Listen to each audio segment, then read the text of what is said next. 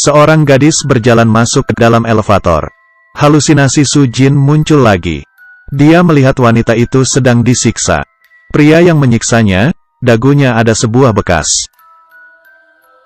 Dia buru-buru mengejar gadis itu dan memperingatinya. Jangan masuk, mungkin bisa ada hal buruk yang akan terjadi. Tapi gadis itu tidak memedulikannya. Menyingkirkannya lalu masuk ke dalam. Di waktu yang bersamaan, seorang pria yang mukanya sangat jutek muncul di hadapannya. Dan dagunya, ada sebuah bekas luka. Demi menolong gadis itu, Su Jin mengikuti laki-laki itu masuk ke dalam elevator. Meski ketakutan dia mengatakan ke pria itu,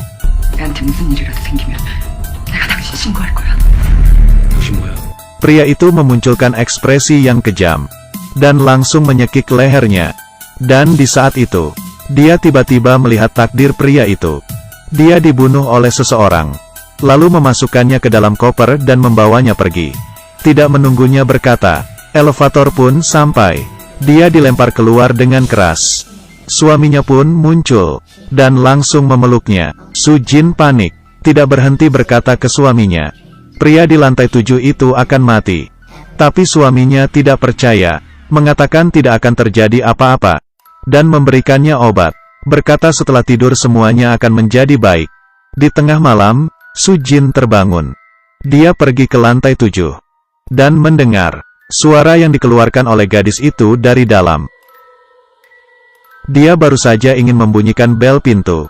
Tiba-tiba mendengar suara pintu. Dia ketakutan langsung bersembunyi di tangga darurat.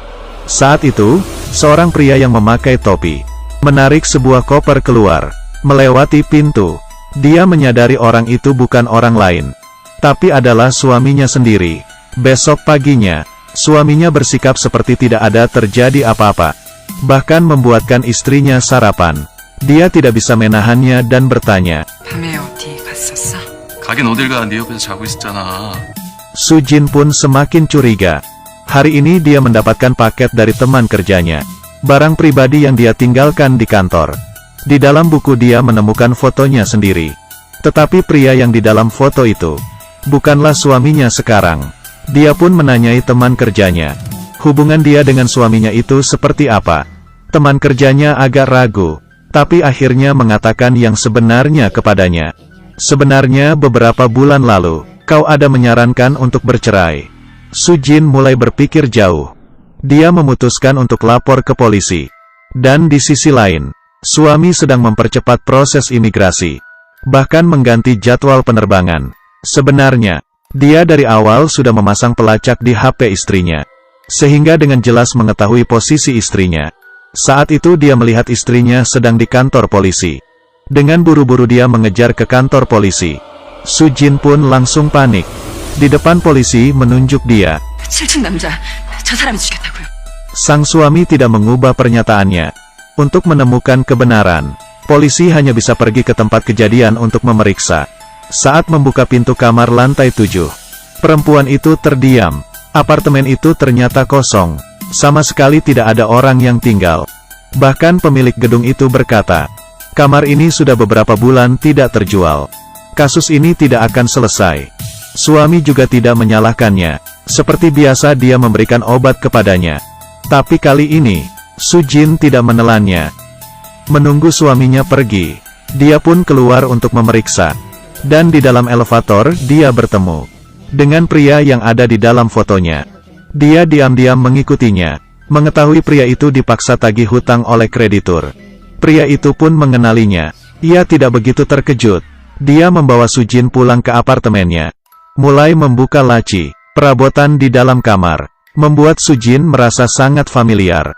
Pria itu berkata kepadanya, malam ini pukul 8 ketemu di tempat yang kita janjikan. Dan dia pun pergi. Su Jin pun semakin ragu.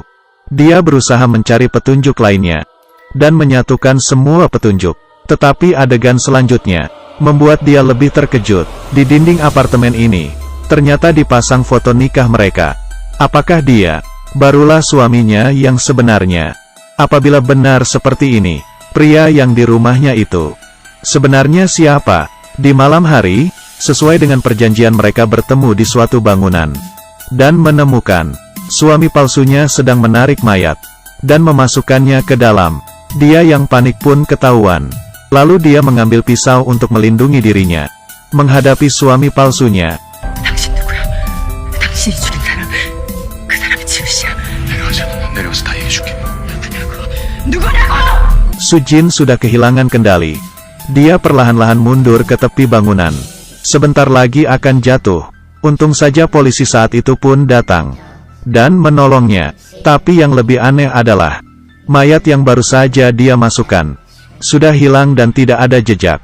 Apakah semua ini benar-benar hanya halusinasinya? Sujin pun frustasi. Tapi polisi merasakan sesuatu yang aneh. Dia mengambil palu dan menghancurkan semen di dinding. Yang membuat orang terkejut adalah di dalam muncul sebuah tangan. Ternyata di dalam ini benar-benar ada mayat, tapi sudah mati dalam waktu yang lama. Sujin bukan bisa melihat masa depan, tapi kembali lagi ke masa lalu.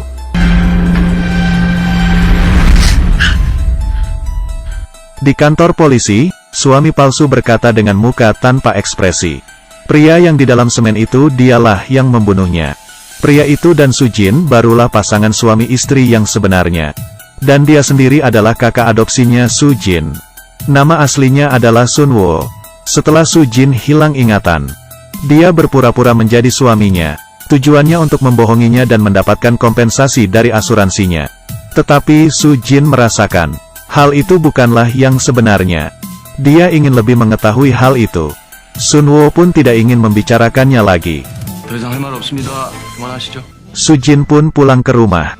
Di lantai bawah, dia bertemu dengan seorang gadis.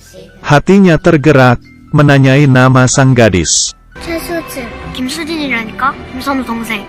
Ternyata gadis ini adalah dirinya di saat masih anak-anak. Lalu gadis yang di lantai 7 itu siapa? Ternyata itu adalah dirinya di saat remaja. Saat itu dia disiksa oleh ayahnya. Lalu kakaknya datang untuk melindunginya. Dan tidak sengaja membunuh ayahnya. Dan di tengah malam membawa mayat sang ayah pergi. Saat itu, Sujin baru menyadari. Ternyata dirinya bukan bisa melihat masa depan, tetapi sedang halusinasi tentang kejadian yang dia pernah lalui. Sejak saat itu, dia sangat merasa bersalah kepada kakaknya. Setelah tumbuh besar, dia menikahi seorang pria. Tapi pernikahannya tidak bahagia. Suaminya sangat temperamen, dan banyak hutang. Dia sudah berkali-kali mengatakan untuk bercerai. Tapi suaminya tidak setuju. Dan di malam itu, penagih hutang itu bertemu dengan suaminya di gedung. Siapa sangka ternyata suaminya membunuh penagih hutang tersebut, dan memasukkannya ke dalam lubang. Dan memasukkan semen. Sujin yang diajak ketemuan pun melihat semua kejadian itu. Suami takut Sujin akan melapor ke polisi, pun memukulnya.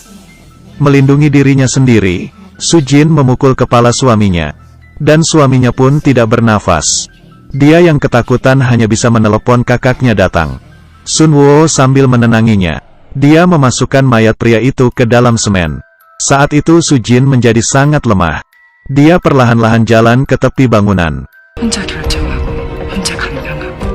Sejak kecil hingga dewasa, tiap kali dia melakukan kesalahan selalu kakaknya yang menanggungnya.